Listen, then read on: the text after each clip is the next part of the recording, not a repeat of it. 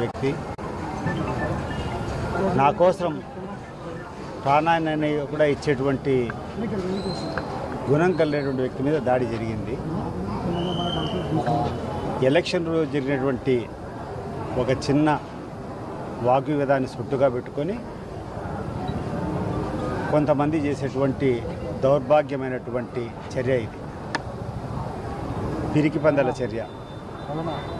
వేంపల్లె చాలా ప్రశాంతమైనటువంటి గ్రామం. వేంపల్లెలో ఎప్పుడు కూడా ఎవరు కూడా ఇటువంటి సంఘటనలను హర్షించరు, ముఖ్యంగా అనేటువంటి ప్రజలు కూడా హర్షించరు. ఈ యొక్క దాడికి వెనకలు కలిగినటువంటి కారణం అంతా ఒకటి. వేంపల్లె ఒక సంపన్నమైనటువంటి బాగా ఎదుగుతున్నటువంటి పట్టణం. ఆ పట్టణంలోకి రౌడీయిజం పేరుతో ఇటువంటి కార్యక్రమాలు చేసి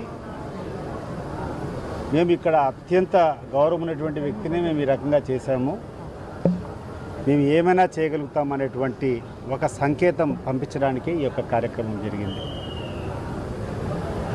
తద్వారా ప్రజలను భయభ్రాంతులను చేయడం, అక్కడటువంటి సామాన్య ప్రజలను బెదిరించి వాళ్ళ దగ్గర నుంచి రౌడీజం చేసి పబ్బం గడుపుకోవాలనేటువంటి ఆలోచనతో జరిగినట్టు నాకు అనిపిస్తుంది.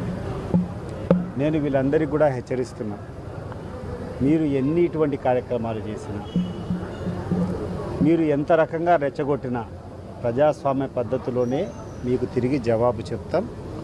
ఇటువంటి కార్యక్రమాలు నాకు తెలిసి ఏ పొలిటికల్ పార్టీ కూడా ఎంకరేజ్ చేయదు. ఈరోజు ఏ పార్టీ అధికారంలోకి వచ్చిందో తెలుగుదేశం పార్టీ, ఆ పార్టీని విత్తనం స్టేజ్ నుంచి ఒక మహావృక్షం అయ్యేటువంటి స్టేజ్ వరకు పెంచినటువంటి వ్యక్తిని నేను. కానీ అక్కడ జరిగినటువంటి కొన్ని పరిణామాలలో నేను బయటికి రావాల్సి వచ్చింది. రాజశేఖర రెడ్డి గారి హయాంలో పులివెందుల ప్రాంతానికి కానీ కడప ప్రాంతానికి కానీ అనేక అభివృద్ధి కార్యక్రమాలు జరిగాయి. దాంట్లో కొన్ని బ్యాలెన్స్ ఉన్నాయి.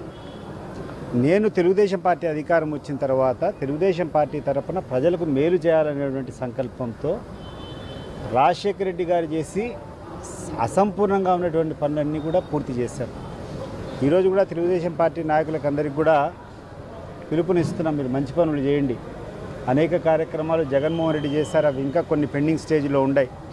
80%, 90% అవి కంప్లీట్ కానిటువంటివి ఉన్నాయి.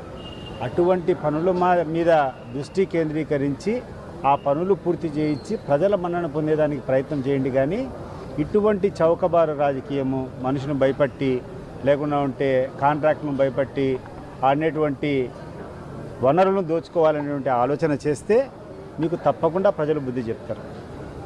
మేము ఇటువంటి సంఘటనలు కాదు, ఇటువంటి కొన్ని వందల జరిగినా, కొన్ని ప్రాణాలు పోయినా మేము మాత్రం మా అహింసావాదాన్ని వీడం. మా అహింసావాదంలోనే మీకు బుద్ధి చెప్తాం. ప్రజలంతా కూడా సమైక్యం చేస్తాం. ఇటువంటి దుశ్చర్యలపై